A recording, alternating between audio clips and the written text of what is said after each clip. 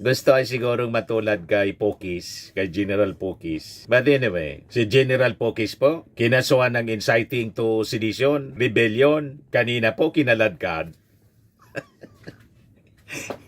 O diba? Malamang ang susunod mga kababayan na kalad ka rin ng ating mga kapulisan itong si Chavit Singzon for inciting to sedition, rebellion. But anyway, yung sinasabi niyang big revelation, rehas mga kababayan ng kanilang mga akusasyon laban sa ating Pangulong Bongbong Marcos kay Martin Romualdez, pati na si Sandro Marcos dinamay nila kasi ang gusto nilang iupo si Sara Duterte.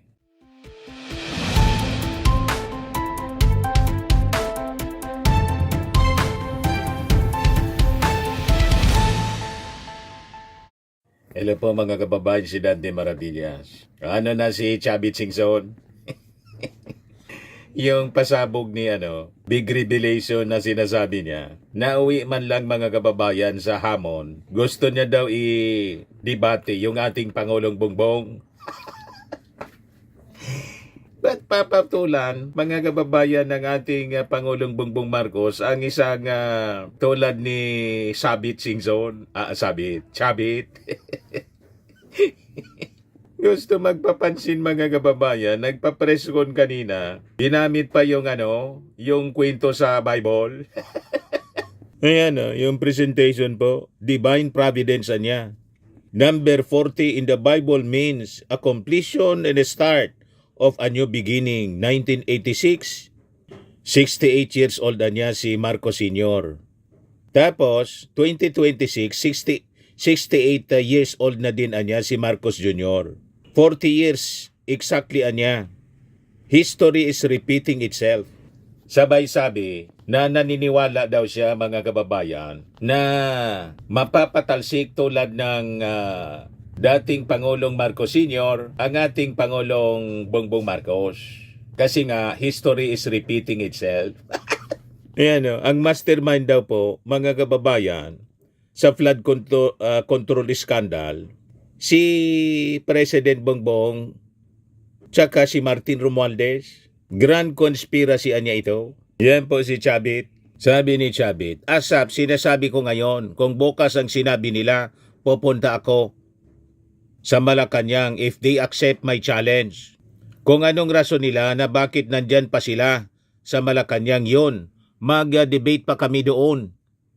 Sasabi dito sa balita ng Manila Bulletin, Singzon also wanted a one-time big-time rally at the soonest possible time. At nanawagan siya sa lahat ng members ng society including religious sector, uniformed personnel and members of the left and right to join the gathering. Gusto ay sigurong matulad kay Pokis, kay General Pokis. But anyway, si General Pokis po, kinasuhan ng inciting to sedition, rebellion, kanina po kinaladkad.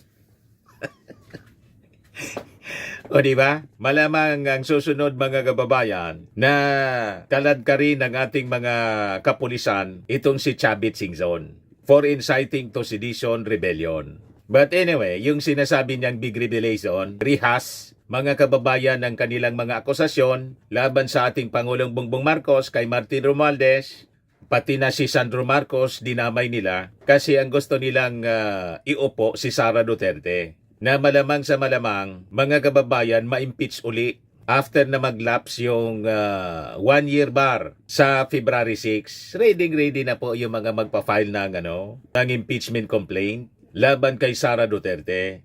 At yun actually ang ating topic ngayon mga kababayan. Hindi itong sinasabing pasabog ni Chavit na wato si man lang pala. Tama yung ating sinabi the other day. Yung bombshell na sinasabi niya, wato si. Huwag na nating patulan po ang matanda. Sayang ng laway natin sa kanya. Bahala na yung ating mga authorities. At I think under investigation na rin po si Chavit dahil po sa nauna ng rallies nung last year, November, na nagresulta po sa kaguluhan. Ang sabi, parte si Chavit sa nagpundo daw ng mga nanggulo, mga kababayan doon sa rally last year. So hayaan natin yung mga authorities, mga kababayan, ang gumawa ng aksyon laban dito sa mga abusado na walang tigil na nanggugulo sa atin pong bansa with the objective na iupo po si Sara Duterte. Hindi na sila makapaghintay. Si Sara na may malinaw mga kababayan na mga violation sa ating saligang batas na malinaw na base ng kanyang impeachment complaint. So ang impeachment mga kababayan kay Sara may malinaw na legal na base at may ebidensya. Yung Article 1 halimbawa, conspiracy to assassinate the President. Si Lisa Marcos at saka si Speaker Martin. May public admission ang Vice Presidente tungkol sa pag-hire ng assassin laban kina Pangulong Bongbong, Lisa at Martin. Recorded po, mga kababayan, yung kanyang online press con. Napanood ng buong mundo mga kababayan. At no joke pa. At isa pa, yung sinabi niya mga kababayan, ini-imagine niya yung ulo ng ating Pangulo na tanggalin. Lahat ito ay dokumentado. Yan po, mga pahayag tungkol sa imagining the decapitation ng Pangulo. Isang malinaw na banta sa pambansang seguridad. Ang legal classification niya, betrayal of public trust, high crimes, and culpable violation of the Constitution. Yan I imagine myself cutting his head. Gusto ko tanggalin yung ulo niya. May may action pa siya. Ganon katindi, mga kababayan. So ang ganitong payag mga kababayan mula sa ikalawang pinakang mataas na opisyal ng ating bansa, hindi siya protected speech. Ito ay isang threat assessment issue na dapat dinggin sa isang impeachment trial. Yung Article 2, mga kababayan, sa impeachment, complaint yung malversation of 612.5 million confidential funds ng Office of the Vice President at ng DepEd. Malinaw po sa naging investigasyon yung findings, 254.8 million mula sa OBP. 1,322 fictitious beneficiaries. Walang birth records po. Yung 43.2 million naman sa DepEd, 405 na mga ghost transactions. Sa testimony mga kababayan ng SDO niya, Special Disbursement Officer niya, lumabas na inutusan sila na i-turn over ang pondo sa hindi otorisadong individual. Kay Colonel Lachica, mga kababayan. So malinaw yung violations po. Technical malversation siya. Graft in corruption, plunder, indicator siya, systematic diversion. Ang confidential funds po, may special na protection siya. Pero hindi naman po ito lisensya para mag-imbento ng mga kung sino-sinong mga beneficiaries na lumabas mga chichiria. Mary Grace Piatos. O, di ba? Mga kababayan, hindi po siya lisensya para mag-imbento ng mga beneficiaries. Mga pangalan ng beneficiaries tulad ng ginawa po ni Sara. Gumawa ng mga ghost transactions po para ma-justify yung paggastos ng pondo ng bayan. Pero alam na mga kababayan kung saan napunta. Di ba po? Then yung Article 3, bribery and corruption sa DepEd.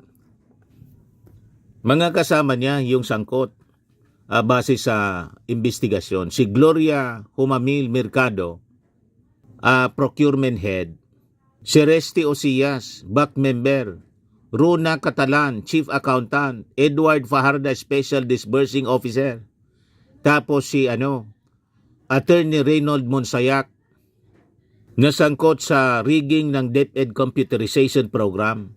So ang violations po ay paglabag sa Republic Act 3019 or Anti-Graft and Corrupt Practices Act, bribery, saka abuse of authority.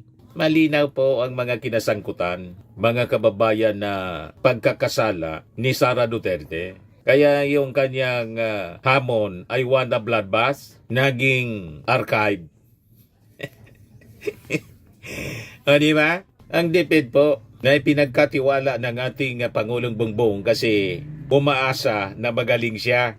Siya yung pinakang malaking ahensya ng ating gobyerno, yung DepEd. Kapag may sistematiko pong nangyayaring suhulan, bribery, sa loob nito, national scale corruption ang usapin nito. Malinaw. Then yung article 4 sa article of impeachment po, articles of impeachment, unexplained wealth at SALN violations. Ito po yung findings. 4 times increase ng net worth from 2007 to 2017 na walang legal income source. 2 billion plus suspicious transaction sa joint bank accounts nina Digong at Sara Duterte. 111.6 million unexplained income from 2006 to 2015. So ang constitutional basis niya, Section 17, Article 11 na ating 1987 Constitution. Ito yung obligasyon mga kababayan para sa pag-declare ng SALN, truthful SALN disclosure po. So kung ang isang ordinaryong empleyado po ng gobyerno natatanggal dahil po sa maling SALN, lalo na po ang isang vice presidente. Di ba po? Mas malaki yung kanyang accountability bilang pangalawa sa pinakang mataas na opisyal ng ating gobyerno. Then Article 5 ng impeachment complaint, yung pagkasangkot niya sa EJK. Mula sa testimony mga kababayan ni SPO4 Arturo Las Cañas, personal na pag-utos ni Duterte sa assassinations, kaugnay sa Operation Tukhang, mass grave sa Laod Quarry sa Davao. So yung classification niya, gross human rights violations, crimes against humanity, abuse of authority. So itong uri ng aligasyon ay dapat dinidinig po sa isang impeachment trial. Hindi po tinatakasan. Then yung Article 6, destabilization, insurrection, at public disorder. Yung mga act cited mga kababayan, pag-boycott sa SONA, pagdeklara bilang designated survivor siya.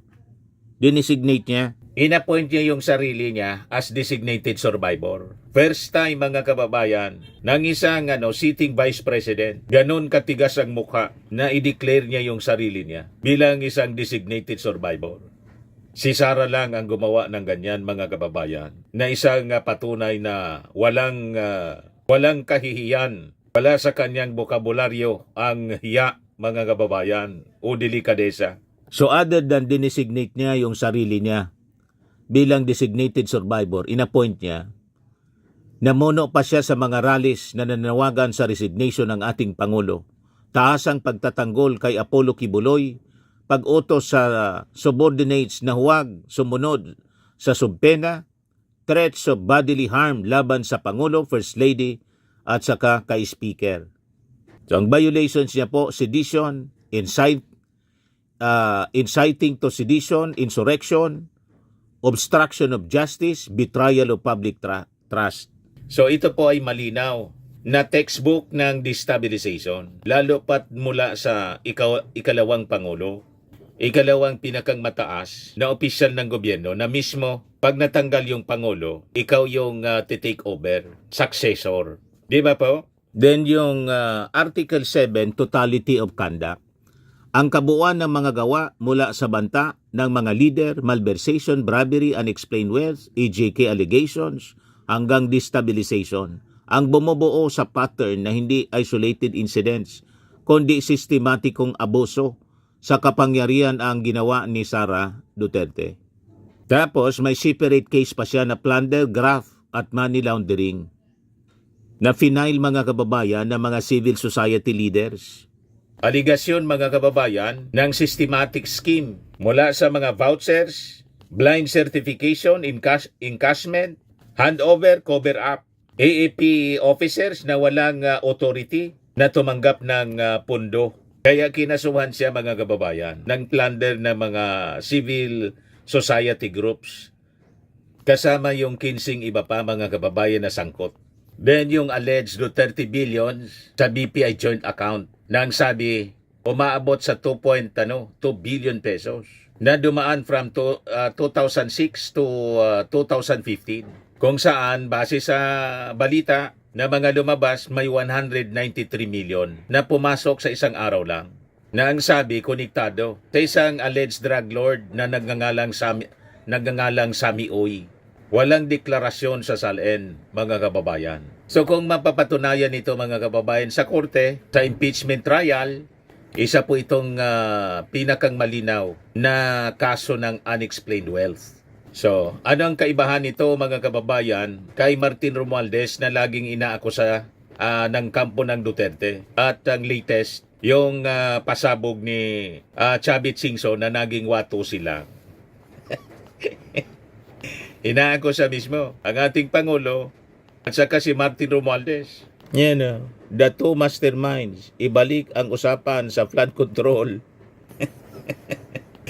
Isinasabit ni Sabit yung ating Pangulo at saka si Martin Romualdez. Magpakita kayo ng ebidensya. Hindi yung puro kwento.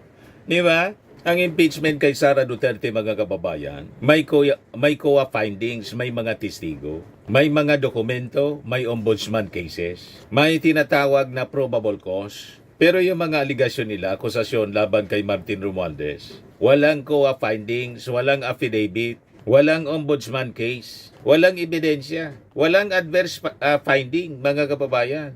Kaya walang naisampang kaso.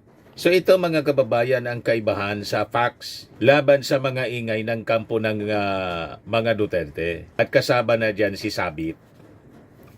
Nag-iingay lang po. So malinaw po, ang impeachment laban kay Sara Duterte hindi po paninira tulad ng sinasabi nila. Ito po ay isang mekanismo sa ilalim ng ating saligang batas. Isang mekanismo po ng accountability na suportado ng mga ebidensya. Samantalang yung ingay laban kay Martin, wala man pong laman, walang basihan, at walang kasong tumatayo. Kaya po, kung walang itinatago, dapat huwag umiwas dito sa impeachment trial. Pero alam naman natin, sa dami, patong-patong kasi po yung mga ebidensya. Mula sa assassination threats, recorded po yung ebidensya. Siya mismo yung nagbigay ng ebidensya. Confidential fund abuse, bribery, hidden wealth, DDS killings hanggang doon sa destabilization. Malinaw po kung bakit pinigilan nila ng kanyang mga kaalyado sa Senado yung proseso. Pero I think sa pagbabago ng komposisyon sa Senado, malamang sa malamang, pag natuloy ang trial sa bigat ng mga ebidensya, mahirapan na ma-acquit o i-acquit ng mga senator judges si Sara Duterte. Kaya takot yung kanyang mga kaalyado sa Senado mga kababayan na ipursu yung trial kasi mahirapan sila na magdesisyon ng acquittal. Damay sila. Idadamay sila ng ating mga mamamayang Pilipino. Kaya in-archive po ng kanyang mga kaalyado. But anyway, hintay tayo mga kababayan sa February 6 kasi naka-ready na daw. May idadagdag pa sa 7 articles of impeachment. So baka maging 8 kasi pati daw yung affidavit ni Madriaga isasama mga kababayan sa panibagong impeachment complaint na ipafile laban kay Sara Duterte. So ito po yung kaabang-abang. Okay pa mga kababayan?